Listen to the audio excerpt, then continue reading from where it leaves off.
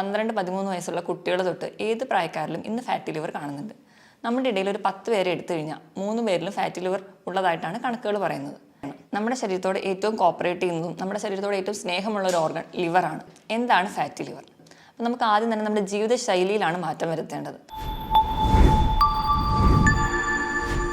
Hi, ഞാൻ doctor പ്രിയ, Q1 health കെയറിലെ homeopathic ഫിസിഷ്യനാണ്. ഇന്ന് നമ്മുടെ ക്ലിനിക്കിൽ പേഷ്യൻസ് ഒക്കെ വരുമ്പോൾ ചിലപ്പോൾ വയറുവേദനയായിട്ടോ അല്ലെങ്കിൽ മറ്റ് പല കംപ്ലയിൻസിന് വരുമ്പോൾ നമ്മൾ വയറിൻ്റെ സ്കാനിങ്ങിന് വിടാറുണ്ട്. അപ്പോൾ നമ്മൾ യാദൃശ്ചികമായി കാണുന്ന ഒരു ഫൈൻഡിംഗ് ആണ് ഫാറ്റി ലിവർ. 12-13 വയസ്സുള്ള കുട്ടികൾ തൊട്ട് ഏത് പ്രായക്കാരിലും ഇന്ന് ഫാറ്റി ലിവർ കാണുന്നുണ്ട്. നമ്മുടെ ഇടയിൽ ഒരു 10 പേരെ എടുത്തു കഴിഞ്ഞാൽ 3 പേരിലും ഫാറ്റി ലിവർ ഉള്ളതായിട്ടാണ് കണക്കുകൾ പറയുന്നത്. ഇത്രയും കോമൺ ആയി കാണുന്ന ഒരു ജീവിതശൈലി രോഗമായതുകൊണ്ട് തന്നെ ഇന്ന് നമുക്ക് ഫാറ്റി ലിവറിനെ കുറിച്ച് സംസാരിക്കാം. നമ്മുടെ ശരീരത്ത് വലതുവശത്ത് വയറിന് മുകളിൽ വാരിയെല്ലുകളുടെ താഴെ സ്ഥിതി ചെയ്യുന്ന ഒരു ഓർഗനാണ് കരൾ. നമ്മുടെ ശരീരത്തിലെ ഏറ്റവും വലിയ ഗ്രന്ഥിയാണ്. ഒരു ആരോഗ്യമുള്ളൊരു മനുഷ്യൻ്റെ ശരീരഭാരത്തിൻ്റെ 2% കരളിൻ്റെ തൂക്കമായിട്ടാണ് കണക്കാക്കപ്പെടുന്നത്. നമ്മുടെ ശരീരത്തിൽ ഭക്ഷണത്തെ ദഹിപ്പിക്കാനായിട്ടുള്ള പിത്തരസം ഉൽപ്പാദിപ്പിക്കുന്നത് കരളിലാണ്. അതുപോലെ തന്നെ നമ്മുടെ ശരീരത്തിലുള്ള വൈറ്റമിനെ സ്റ്റോർ ചെയ്യുന്നതും അതുപോലെ നമ്മുടെ ശരീരത്തിൽ ഉണ്ടാകുന്ന ടോക്സിൻസിനെയൊക്കെ മെറ്റബോളൈസ് ചെയ്ത് മാലിന്യങ്ങളെ പുറന്തള്ളുന്നതും ലിവറിൻ്റെ ഫങ്ഷൻസ് മൂലമാണ്. അതുപോലെ നമ്മുടെ ശരീരത്തിൽ കൊളസ്ട്രോൾ ഉൽപ്പാദിപ്പിക്കുന്നതും ലിവറിൻ്റെ സഹായത്തോടെയാണ്. നമ്മുടെ ശരീരത്തോട് ഏറ്റവും കോപ്പറേറ്റ് ചെയ്യുന്നതും നമ്മുടെ ശരീരത്തോട് ഏറ്റവും സ്നേഹമുള്ള ഒരു ഓർഗൻ ലിവറാണ്. അതെന്തുകൊണ്ടെന്നാൽ നമ്മുടെ ലിവറിന് എന്തെങ്കിലും ചെറിയ ഇൻഫെക്ഷൻസ് ഒക്കെ വന്നു കഴിഞ്ഞാൽ നമ്മൾ ആ ഇൻഫെക്ഷൻസ് മാറ്റിയാൽ ലിവർ തന്നെ സുഖപ്പെടുത്താൻ വേണ്ടി ശ്രമിക്കും. മിക്ക രോഗങ്ങളും ലക്ഷണങ്ങളൊന്നും കൂടാതെ അത് സ്വന്തം തന്നെ ചികിത്സിക്കും. അതുപോലെ തന്നെ നമ്മുടെ ലിവർ ഒരു അസുഖം വന്ന് പകുതി മുറിച്ച് മാറ്റിയാലും അതിന് സ്വന്തം പ്രോഗ്രസ് ചെയ്ത് വർക്ക് ചെയ്യാനുള്ള ഒരു കഴിവ് ലിവറിനുണ്ട്. അതുകൊണ്ട് തന്നെയാണ് നമ്മൾ ഇന്ന് ലിവർ ട്രാൻസ്പ്ലാന്റേഷനൊക്കെ സുഖകരമായിട്ട് നടത്തുന്നത്. ഇനി നമുക്ക് വിഷയത്തിലേക്ക് വരാം. എന്താണ് ഫാറ്റി ലിവർ? നമ്മുടെ ലിവറിൻ്റെ കോശങ്ങളിൽ കൊഴുപ്പടിയുന്ന അവസ്ഥയാണ് ഫാറ്റി ലിവർ. ചെറിയ തോതിലുള്ള കൊഴുപ്പൊക്കെ അടിയുന്നത് സാധാരണമാണ്. പക്ഷെ നമ്മുടെ കരളിൻ്റെ ഭാരത്തിനേക്കാളും ഒരു 5 മുതൽ 10% കൊഴുപ്പ് അടിയുമ്പോഴാണ് നമ്മൾ ഫാറ്റി ലിവർ എന്ന കണ്ടീഷനിലോട്ട് പോകുന്നത്. ഇത് തന്നെ നമ്മൾ വേണ്ട രീതിയിലൊന്നും ശ്രദ്ധിക്കാതിരുന്നു കഴിഞ്ഞാൽ അത് ഒരു കംപ്ലീറ്റ് ലിവർ ഫെയിലിയറിലോട്ട് പോകും. ഇനി എന്തുകൊണ്ടൊക്കെയാണ് ഫാറ്റി ലിവർ ഉണ്ടാകുന്നത് നോക്കാം. ഏറ്റവും പ്രധാനപ്പെട്ട കാരണം മദ്യപാനമാണ്. ഇങ്ങനെ ഉണ്ടാകുന്ന ഫാറ്റി ലിവറെ നമ്മൾ ആൽക്കഹോളിക് ഫാറ്റി ലിവർ എന്നാണ് പറയുന്നത്. നമ്മൾ കഴിക്കുന്ന മദ്യം അത് നമ്മുടെ ലിവറിൽ എത്തുകയും അത് ആൽക്കഹോൾ നമ്മൾ അസറ്റാൽഡിഹൈഡ് എന്ന് പറയുന്ന ഒരു കോമ്പൗണ്ടായിട്ട് കൺവേർട്ട് ചെയ്യും. ഈ അസറ്റാൽഡിഹൈഡ് വിഘടിച്ച് അസറ്റേറ്റ് ആവും. ഈ അസറ്റേറ്റ് വീണ്ടും വിഘടനം സംഭവിച്ച് വാട്ടറായും കാർബൺ ഡൈ ഓക്സൈഡായിട്ടാണ് നമ്മുടെ ശരീരത്തിൽ നിന്ന് പുറന്തള്ളുന്നത്. ഇതിനിടയിൽ ഉണ്ടാകുന്ന അസറ്റാൽഡിഹൈഡ് എന്ന് പറയുന്ന ഒരു കോമ്പൗണ്ട് അതൊരു ടോക്സിക് സബ്സ്റ്റൻസ് ആണ്. അത് നമുക്ക് ക്യാൻസർ വരെയുള്ള ഉണ്ടാക്കാനുള്ള ശേഷിയുണ്ട്. ഈ കോമ്പൗണ്ട് നമ്മുടെ ലിവറിൻ്റെ കോശങ്ങളെ നശിപ്പിക്കുന്നു. അതുവഴിയാണ് നമുക്ക് ഫാറ്റി ലിവർ ഉണ്ടാകുന്നത്. രണ്ടാമതായി പറയുന്ന ഒരു ഗ്രൂപ്പ് ഓഫ് കണ്ടീഷനാണ് നോൺ ആൽക്കഹോളിക് ഫാറ്റി ലിവർ, മദ്യപാനമല്ലാത്ത മറ്റു കാരണങ്ങൾ. അതിൽ ഏറ്റവും പ്രധാനപ്പെട്ട കാരണം നമ്മുടെ അമിതമായിട്ടുള്ള ഭക്ഷണം കഴിക്കുന്നതാണ്. നമ്മുടെ ശരീരത്തിൻ്റെ ഊർജ്ജത്തിന് ആവശ്യത്തിലും കൂടുതൽ നമ്മൾ ഭക്ഷണം കഴിക്കുമ്പോൾ അത് നമ്മുടെ ശരീരത്തിൽ കൊഴുപ്പായി അടിയുന്നു. ഇത് നമുക്ക് ആദ്യം ഒക്കെ അമിതവണ്ണമായിട്ട് പ്രസൻറ്റ് ചെയ്യും. വീണ്ടും ഈ കൊഴുപ്പ് കൂടുമ്പോൾ അത് നമ്മുടെ ലിവറിലെ കോശങ്ങളിൽ കിട്ടിക്കിടന്ന് നമുക്ക് ഫാറ്റി ലിവർ ഉണ്ടാകുന്നു. അപ്പം അമിതമായി ഭക്ഷണം കഴിക്കുന്നത് ഒരു കാരണമാണ്. രണ്ടാമതായിട്ട് അമിതവണ്ണം അത് ഫാറ്റി ലിവറിന് ഒരു കാരണമാണ്. അതുപോലെ നമ്മൾ നിയന്ത്രണമല്ലാതെ പോകുന്ന BP, കൊളസ്ട്രോള്, പ്രമേഹം തുടങ്ങിയ രോഗങ്ങൾ നമുക്ക് ഫാറ്റി ലിവറിലോട്ട് എത്തിക്കാം. അതുപോലെ തന്നെയാണ് മെറ്റബോളിക് സിൻഡ്രോം. മെറ്റബോളിക് സിൻഡ്രോം എന്ന് പറയുമ്പോൾ അമിതവണ്ണവും പ്രമേഹവും ഉയർന്ന രക്തസമ്മർദ്ദവും കൊളസ്ട്രോൾ കൂടി നിൽക്കുന്ന അവസ്ഥയും കൂടി ചേരുന്ന ഒരു ഗ്രൂപ്പ് ഓഫ് കണ്ടീഷനാണ്. ഇതും നമുക്ക് ഫാറ്റി ലിവർ ഉണ്ടാക്കുന്നു. അതുപോലെ തന്നെ നമ്മൾ സ്വയം ചികിത്സിക്കുന്ന പെയിൻ കില്ലേഴ്സ് കഴിക്കുക, അതുപോലെ തന്നെ ചില സ്റ്റിറോയിഡ്സും ചില ആൻറ്റി ഡിപ്രസീവ് ഡ്രഗ്സ് കഴിക്കുന്നവരിലും ഫാറ്റി ലിവർ ഉണ്ടാകുന്നതായി കാണാം. ഇതിനോടൊപ്പം തന്നെ irritable bowel disease, ulcerative colitis പോലെയുള്ള രോഗങ്ങളും ഫാറ്റി ലിവർ ഉണ്ടാക്കുന്നു. അതുപോലെ നമ്മൾ അമിതവണ്ണം കുറയ്ക്കാനായിട്ട് ചെയ്യുന്ന ബീറിയാട്രിക് സർജറികൾ, അതുപോലെ പെട്ടെന്ന് വണ്ണം കുറയ്ക്കാൻ വേണ്ടി പട്ടിണി കിടക്കുന്നതും ഫാറ്റി ലിവർ ഉണ്ടാക്കുന്നു. ഇതിനോടൊക്കെ പുറമെ അണുബാധകൾ, ഹെപ്പറ്റൈറ്റിസ് A, B, C പോലെയുള്ള ഇൻഫെക്ഷൻസ്, മലേറിയ പോലെയുള്ള ഇൻഫെക്ഷൻസും ഫാറ്റി ലിവറിന് കാരണമാണ്. ഇതുപോലെ തന്നെ പാരമ്പര്യം ഒരു ഘടകമാണ്. ചില കുടുംബങ്ങളിൽ ഈ കരൾ രോഗം ഒരു പാരമ്പര്യമായിട്ടും കാണുന്നുണ്ട്. ഇനി എന്തൊക്കെയാണ് ഫാറ്റി ലിവറിൽ കാണുന്ന ലക്ഷണങ്ങൾ എന്ന് നോക്കാം.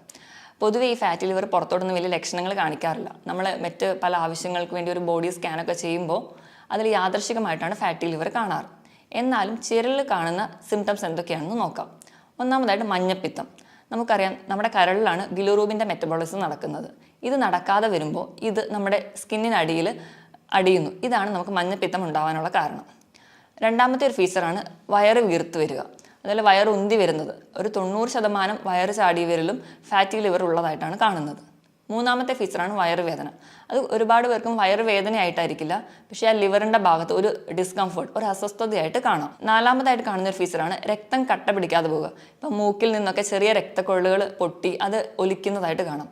ഇതിന് കാരണം എന്താണെന്ന് വെച്ച് കഴിഞ്ഞാൽ നമ്മുടെ ലിവറിൽ ആണ് നമ്മുടെ രക്തം കട്ട പിടിക്കാനായിട്ടുള്ള പ്രോട്ടീനുകൾ ഉണ്ടാകുന്നത്. അപ്പോൾ നമുക്ക് ഫാറ്റി ലിവറൊക്കെ വന്ന് ലിവർ കോശങ്ങൾ നശിക്കുന്നത് വഴി ഈ പ്രോട്ടീൻ്റെ ഉൽപ്പാദനം നടക്കാതെ വരുന്നു. ഇത് കാരണം നമുക്ക് ചെറിയ ബ്ലീഡിംഗ് ഒക്കെ കാണിക്കാം. അതുപോലെ തന്നെ വിശപ്പില്ലായ്മ, അല്ലെങ്കിൽ ഭക്ഷണം കാണുമ്പോൾ ഓക്കാനം, ഛർദിലൊക്കെ വരിക, അതുപോലെ ഭയങ്കര ക്ഷീണം, കിതപ്പ്, ഇതൊക്കെ നമുക്ക് ഫാറ്റി ലിവറിലുള്ളവരിൽ കാണാറുണ്ട്. ഇനി നമുക്ക് എങ്ങനെയാണ് ഫാറ്റി ലിവറിനെ ഗ്രേഡ് ചെയ്യുന്നത് നോക്കാം. പ്രധാനമായും ഫാറ്റി ലിവറിനെ നമ്മൾ 4 ഗ്രേഡായിട്ടാണ് ഡിവൈഡ് ചെയ്യുന്നത്. അതിൽ ഫസ്റ്റ് വൺ ആണ് മൈൽഡ് ടൈപ്പ്. മൈൽഡ് ടൈപ്പ് എന്ന് പറയുമ്പോൾ വ്യായാമം ചെയ്യാത്തത് കൊണ്ടും അന്നജത്തിൻ്റെ അളവ് കൂടുതലായി ചെല്ലുന്നത് കൊണ്ടുമാണ് mild type of fatty liver ഉണ്ടാകുന്നത്. രണ്ടാമത്തെ ഗ്രേഡ് 1, കരളിൻ്റെ 8% കൊഴുപ്പടിഞ്ഞിട്ടുണ്ടെങ്കിൽ ഗ്രേഡ് 1 എന്നും, കരളിൽ 12% കൊഴുപ്പടിഞ്ഞിട്ടുണ്ടെങ്കിൽ ഗ്രേഡ് 2 എന്നും, കരളിൽ 15% കൊഴുപ്പടിഞ്ഞിട്ടുണ്ടെങ്കിൽ അതിനെ ഗ്രേഡ് 3 എന്നും നമ്മൾ ഡിവൈഡ് ചെയ്തിട്ടുണ്ട്. ഇനി നമുക്ക് ഫാറ്റി ലിവറിനെ എങ്ങനെയൊക്കെ ഗ്രേഡ് ചെയ്യാമെന്ന് നോക്കാം. അതിൽ ഫസ്റ്റ് ടൈപ്പാണ് മൈൽഡ് ടൈപ്പ്. മൈൽഡ് ടൈപ്പ് എന്ന് പറയുമ്പോൾ അന്നജത്തിൻ്റെ അളവ് കൂടുതലായി കഴിക്കുന്നത് കൊണ്ടും വ്യായാമക്കുറവ് മൂലം ഉണ്ടാകുന്നതാണ്. ഗ്രേഡ് 1 എന്ന് പറയുമ്പോൾ 8% കൊഴുപ്പടിയുമ്പോഴാണ് ഗ്രേഡ് 1 എന്ന് പറയുന്നത്. 12% കരളിൽ കൊഴുപ്പടിഞ്ഞിട്ടുണ്ടെങ്കിൽ അതിന് ഗ്രേഡ് 2 എന്നും, 15% അടിഞ്ഞിട്ടുണ്ടെങ്കിൽ അതിന് ഗ്രേഡ് 3 എന്നും തരംതിരിച്ചിട്ടുണ്ട്. ഇത് കഴിഞ്ഞു പോകുന്ന സ്റ്റേജാണ് ലിവർ സിറോസിസും അതുപോലെ തന്നെ ലിവർ ഫെയിലിയറിലോട്ട് എത്തുന്നത്. ഇനി നമുക്ക് എങ്ങനെയാണ് ഒരു ഫാറ്റി ലിവർ പ്രോഗ്രസ് ചെയ്യുന്നത് നോക്കാം. നമ്മൾ അമിതമായി ഭക്ഷണം കഴിക്കുമ്പോൾ, വിശപ്പ് അറിയാതെ തന്നെ ഭക്ഷണം കഴിക്കുമ്പോൾ കൊഴുപ്പിൻ്റെ അളവ് കൂടും. ഈ കൊഴുപ്പ് നമ്മുടെ കരളിൻ്റെ കോശങ്ങളിൽ അടിയാൻ തുടങ്ങും. ഈ ഒരു സ്റ്റേജിന് നമ്മൾ ഫാറ്റി ലിവർ, അതാണ് ഫസ്റ്റ് സ്റ്റേജ്, ഫാറ്റി ലിവർ എന്ന് പറയും. ഈ ഫാറ്റി ലിവർ കാരണം കോശങ്ങളിൽ നീർക്കെട്ടുകൾ ഉണ്ടാകുന്നു. ഈ കൊഴുപ്പടിയുന്നതിൻ്റെ ഭാഗമായിട്ട് നീർക്കെട്ടുകൾ ഉണ്ടാകുന്നു. ഈ നീർക്കെട്ടുകൾ കരളിൻ്റെ കോശങ്ങൾക്ക് ഫൈബ്രോസിസ് അല്ലെങ്കിൽ സ്കാറിങ് ഫോം ചെയ്യും. നമ്മൾ മുറിവൊക്കെ ഉണങ്ങുമ്പോൾ കാണുന്ന ആ ഒരു സ്കാർ നമ്മുടെ ലിവറിൻ്റെ കോശങ്ങളിലുണ്ടാവും. ഈ സ്കാറിങ് കട്ടി കൂടി വരുന്നതിൻ്റെ ഭാഗമായിട്ട് ഉണ്ടാവുന്ന ഒരു സ്റ്റേജാണ് നോൺ ഹെപ്പാറ്റിക് സ്റ്റീയറ്റോസിസ്. ഇതാണ് രണ്ടാമത്തെ സ്റ്റേജ്. ഈ ഒരു സ്റ്റേജ് എത്തുമ്പോഴത്തേക്കും നമ്മുടെ ലിവർ എൻസൈംസ് ഒക്കെ കൂടുതലായിട്ട് നിൽക്കും. ഈ ഫാറ്റി ലിവറിൻ്റെ സ്റ്റേജിലും ഈ സെക്കൻഡ് സ്റ്റേജിലും നമുക്ക് ലിവറിനെ പഴയ പോലെ തിരിച്ചെത്തിക്കാൻ പറ്റും. ഇനി ഈ ഒരു സ്റ്റേജ് പ്രോഗ്രസ് ചെയ്യുമ്പോൾ നമ്മുടെ നോർമലായിട്ടുള്ള ലിവർ കോശങ്ങൾക്കൊക്കെ അതിൻ്റെ പ്രഷർ കൂടുന്നതിൻ്റെ ഭാഗമായിട്ട് നോർമൽ ഫങ്ഷനിങ് ഒന്നും ചെയ്യാൻ പറ്റാതാവും.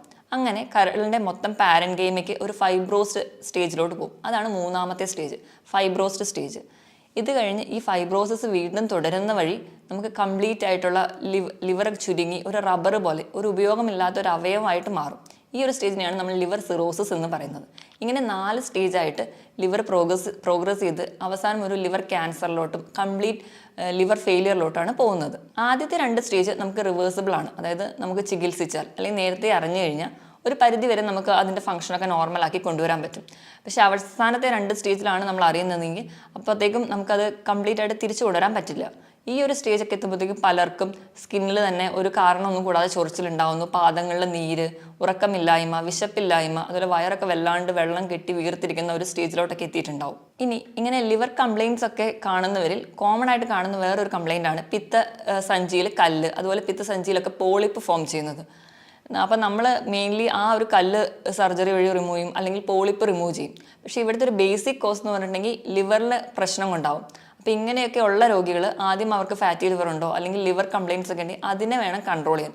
അതിന് വേണ്ടിയിട്ട് വേണം നമ്മുടെ ഡയറ്റും അല്ലെങ്കിൽ നമ്മുടെ എക്സസൈസൊക്കെ ചാർട്ട് ചെയ്യാൻ. ഇനി നമുക്ക് എങ്ങനെയൊക്കെ ഫാറ്റി ലിവർ കണ്ടുപിടിക്കാം എന്നറിയാം. നമ്മൾ പറഞ്ഞ പോലെ നേരത്തെ യാദൃശ്ചികമായിട്ടാണ് കാണുന്നത്.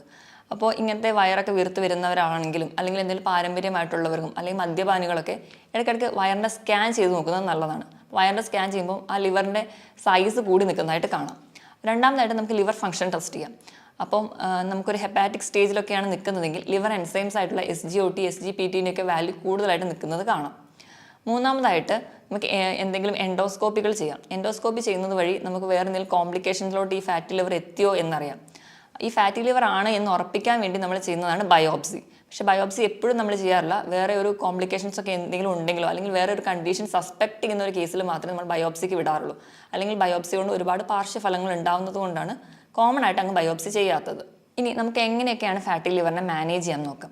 പൊതുവേ നമ്മൾ ഇന്ത്യക്കാർക്ക് ഈ ലിവറിൻ്റെ ആരോഗ്യം കുറച്ച് കുറവാണ്. അതോടൊപ്പം തന്നെ തെറ്റായ ഭക്ഷണ രീതിയും ചിട്ടയില്ലാത്ത ജീവിതശൈലിയാണ് നമുക്ക് ഇങ്ങനെ ഫാറ്റി ലിവർ അല്ലെങ്കിൽ മറ്റ് ലിവർ രോഗങ്ങളോ ഉണ്ടാക്കുന്നത്.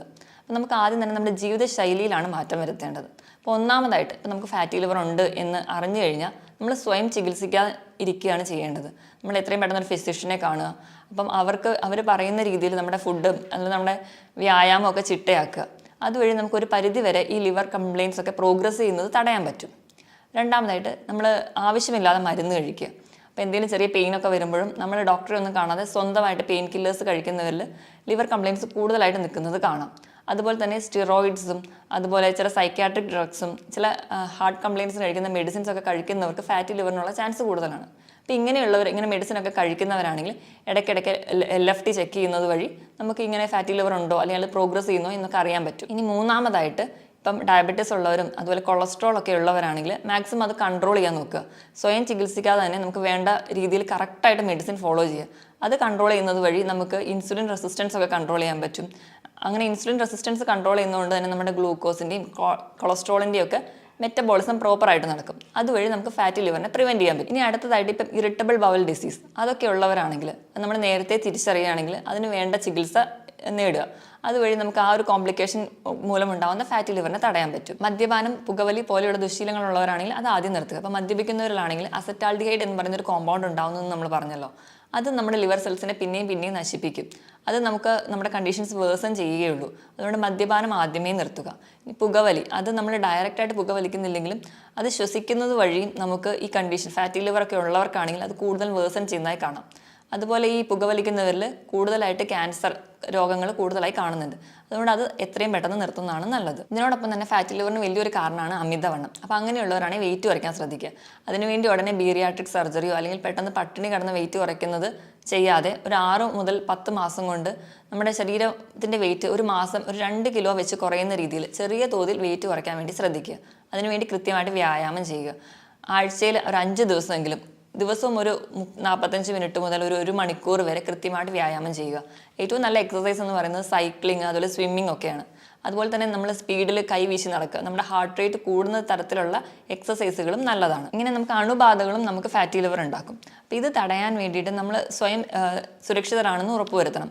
അതിനായിട്ട് നമ്മൾ ഷേവിങ് സെറ്റ് അതുപോലെ സിറിഞ്ച്, ബ്ലേഡ് ഇതൊക്കെ ഷെയർ ചെയ്യാതിരിക്കുക. അതുപോലെ ടാറ്റു ഒക്കെ എടുക്കുന്നവരാണെങ്കിൽ അത് ശ്രദ്ധിക്കുക. അതുപോലെ സെക്ഷലി ട്രാൻസ്മിറ്റഡ് ആയിട്ടുള്ള ഡിസീസസ് വരാതിരിക്കാൻ വേണ്ടിയിട്ട് നമ്മൾ ലൈംഗിക ബന്ധം സുരക്ഷിതമാണെന്ന് ഉറപ്പുവരുത്തണം. അതിന് വേണ്ടിയിട്ട് നമ്മൾ ഹെപ്പറ്റൈറ്റിസ് B വാക്സിനേഷൻ എടുക്കുന്നത് നല്ലതാണ്. ഇതുവഴി നമുക്ക് ഫാറ്റി ലിവർ പോലെ ഉണ്ടാകുന്ന രോഗങ്ങളെ തടയാൻ പറ്റും. ഇതോടൊപ്പം തന്നെ ഒരു 2 ലിറ്ററോളം വെള്ളം ദിവസവും കുടിക്കാൻ വേണ്ടി നമ്മൾ ശ്രദ്ധിക്കണം. ഇനി നമുക്ക് ഭക്ഷണത്തിലൂടെ എങ്ങനെ നമുക്ക് ഫാറ്റി ലിവർ മാനേജ് ചെയ്യാൻ നോക്കാം. ആദ്യം എന്തൊക്കെ ഭക്ഷണം നമ്മൾ അവോയ്ഡ് ചെയ്യണം നോക്കണം. പ്രധാനമായിട്ടും നമ്മൾ ഭക്ഷണത്തിൽ കുറയ്ക്കേണ്ടത് കാർബോഹൈഡ്രേറ്റ്, അന്നജത്തിൻ്റെ അളവ് കുറയ്ക്കുക. അതുപോലെ മധുരം, ഉപ്പ് പൂർണ്ണമായും കുറയ്ക്കാൻ ശ്രദ്ധിക്കുക. അതുപോലെ തന്നെ പ്രോസസ്ഡ് ഫുഡുകൾ, മൈദ അടങ്ങിയതും അതുപോലെ പിസ്സ പോലെയുള്ള ഫാസ്റ്റ് ഫുഡുകൾ, അതുപോലെ റിഫൈൻഡ് ആയിട്ടുള്ള ഭക്ഷണങ്ങൾ, അതുപോലെ എണ്ണയിൽ വറുത്തതും പൊരിച്ചതുമായിട്ടുള്ള ഭക്ഷണങ്ങൾ പൂർണ്ണമായും ഒഴിവാക്കാൻ വേണ്ടി ശ്രദ്ധിക്കുക. ഇപ്പം നമ്മൾ പാല് കുടിക്കുന്നവരൊക്കെ ആണെങ്കിൽ പാലിൻ്റെ പാട മാറ്റിയിട്ട് വേണം കഴിക്കാൻ. അതുപോലെ തൈര് ഉപയോഗിക്കുമ്പോൾ വെണ്ണ മാറ്റിയിട്ട് പച്ചമോരായിട്ട് ഉപയോഗിക്കാൻ വേണ്ടി ശ്രദ്ധിക്കുക. അതുപോലെ റെഡ് മീറ്റ് പൂർണ്ണമായിട്ട് ഒഴിവാക്കുക. റെഡ് മീറ്റ് എന്ന് പറയുമ്പോൾ ബീഫ് അതുപോലെ പോർക്ക് പോലെയുള്ള ഇറച്ചികൾ പൂർണ്ണമായും ഒഴിവാക്കുക. ഇനി നമുക്ക് എന്തൊക്കെ കഴിക്കാമെന്ന് നോക്കാം. മെയിൻലി നമ്മൾ കഴിക്കാൻ ഏറ്റവും നല്ലതെന്ന് പറഞ്ഞാൽ വെജിറ്റബിൾസും ഫ്രൂട്ട്സും കൂടുതലായിട്ട് കഴിക്കുക. അപ്പോൾ നമ്മുടെ ശരീരത്തിൽ വേണ്ട ഫൈബേഴ്സൊക്കെ കൂടുതലായിട്ട് ചെല്ലും. അപ്പോൾ നമ്മുടെ ദഹനമൊക്കെ പ്രോപ്പറായിട്ട് നടക്കാനും സഹായിക്കും. അതുപോലെ തന്നെ നമ്മൾ പ്രധാനമായും പറയുന്ന 3 ഭക്ഷണങ്ങൾ എന്ന് പറയുന്നത് ഒന്ന് കോഫിയാണ്. കോഫി അതിലെ ബ്ലാക്ക് കോഫിയാണ്. പാലൊന്നും ഉപയോഗിക്കാതെ മധുരം കുറച്ച് കഴിക്കുന്ന കോഫി ലിവർ ഡിസീസിന് നല്ലതാണ്. രണ്ടാമതായിട്ട് വൈറ്റമിൻ സി മെയിൻലി നാരങ്ങ, ഓറഞ്ച് മുതലായ ഫ്രൂട്ട്സ്. വൈറ്റമിൻ ഇ സപ്ലിമേഷൻ നല്ലതാണ്. അതിനുവേണ്ടി നമുക്ക് വാൽനട്ട്, കാഷ്യൂ ഒക്കെ കൂടുതലായിട്ടും കഴിക്കാം. ഇതുപോലെ തന്നെ കൂടുതലും ഇലക്കറികൾ ലിവറിന് വളരെ നല്ലതാണ്. ഇലക്കറികൾ തന്നെ നമുക്ക് സുലഭമായി കിട്ടുന്ന ചീര, മുരിങ്ങയില, അതുപോലെ കറിവേപ്പില ഇതൊക്കെ നല്ലതാണ്. അതുപോലെ തന്നെ ലിവറിന് ഏറ്റവും നല്ലതാണ് cruciferous vegetables, cabbage, cauliflower, broccoli തുടങ്ങിയ പച്ചക്കറികളും വളരെ നല്ലതാണ്. അതുപോലെ നമ്മളെപ്പോഴും ഉപയോഗിക്കുമ്പം റിഫൈൻഡ് ഓയിൽ ഉപയോഗിക്കാതിരിക്കുക. റിഫൈൻഡ് ഓയിൽ എന്ന് പറയുമ്പോൾ പാം ഓയിലും സൺഫ്ലവർ ഓയിലൊക്കെ. അൺറിഫൈൻഡ് ആയിട്ടുള്ള ഓയിലുകൾ, നമ്മുടെ വെളിച്ചെണ്ണ അതുപോലെ ഒലിവ് ഓയിലൊക്കെ കൂടുതലായിട്ട് ഉപയോഗിക്കാൻ ശ്രദ്ധിക്കുക.